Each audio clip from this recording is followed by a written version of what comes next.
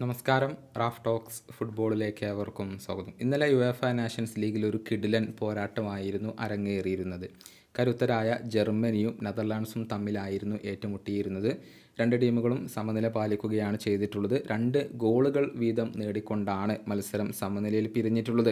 മത്സരത്തിൻ്റെ രണ്ടാമത്തെ മിനിറ്റിൽ തന്നെ നെതർലാൻഡ്സ് മുന്നിലെത്തിയിരുന്നു.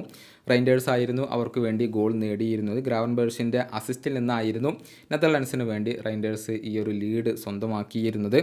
പക്ഷേ 38ാമത്തെ മിനിറ്റിൽ ജർമ്മൻ താരമായ ഡെനിസ് അണ്ടാവിലൂടെ അവർ സമനില പിടിക്കുകയായിരുന്നു. അധികം വൈകാതെ, അതല്ലെങ്കിൽ ഈ ഒരു ആദ്യ പകുതിയുടെ അവസാനത്തിൽ ജർമ്മനി ലീഡ് എടുക്കുന്ന ഒരു കാഴ്ചയാണ് നമുക്ക് കാണാൻ കഴിഞ്ഞിട്ടുള്ളത്. ജോഷുവ കിമ്മിച്ച് ആയിരുന്നു ലീഡ് സ്വന്തമാക്കിയത്. അവിടെ അസിസ്റ്റ് നൽകിയത് ഡെനിസ് അണ്ടാവ് തന്നെയാണ്. എന്നാൽ രണ്ടാം പകുതിയിൽ നെതർലാൻഡ്സ് തിരിച്ചു വന്നു. മത്സരത്തിൻ്റെ 50ാമത്തെ മിനിറ്റിൽ ഡെൻസൽ ഡംഫ്രിസിലൂടെ അവർ സമനില നേടുകയായിരുന്നു. ബ്രയാൻ ബ്രോബി ആയിരുന്നു ഇതിന് അസിസ്റ്റ് നൽകിയിരുന്നത്. ഇതോടെ ഈയൊരു മത്സരം സമനിലയിൽ കലാശിക്കുകയായിരുന്നു. ഇതിന് ശേഷം ഗോളുകൾ ഒന്നും പിറന്നില്ല എന്നുള്ളതാണ്. ഇനി ഈ ഒരു പോയിന്റ് ടേബിളിൻ്റെ കാര്യത്തിലേക്ക് വന്നാൽ 1ാം സ്ഥാനത്ത് ജർമ്മനിയാണ്. പക്ഷേ അത് ഗോൾ ശരാശരിയുടെ അടിസ്ഥാനത്തിലാണ്. 2 മത്സരങ്ങളിൽ നിന്ന് 1 വിജയം 1 സമനില, അങ്ങനെ 4 പോയിൻ്റാണ് ജർമ്മനിക്കുള്ളത്. നെതർലാൻഡ്സിന് 2 മത്സരങ്ങളിൽ നിന്ന് 4 പോയിൻ്റ് തന്നെയാണുള്ളത്. പക്ഷേ ഗോൾ ശരാശരിയുടെ അടിസ്ഥാനത്തിൽ അവർ 2ാം സ്ഥാനത്താണ്.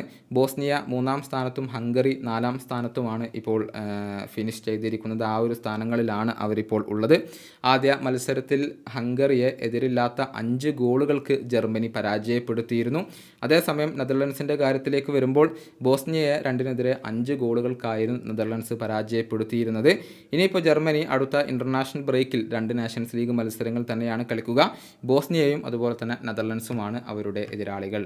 ഈ വീഡിയോ ഇവിടെ അവസാനിപ്പിക്കുന്നു. ഫുട്ബോൾ ലോകത്തെ കൂടുതൽ വിശേഷങ്ങളുമായി റാഫ് ടോക്സ് വീണ്ടും എത്താം.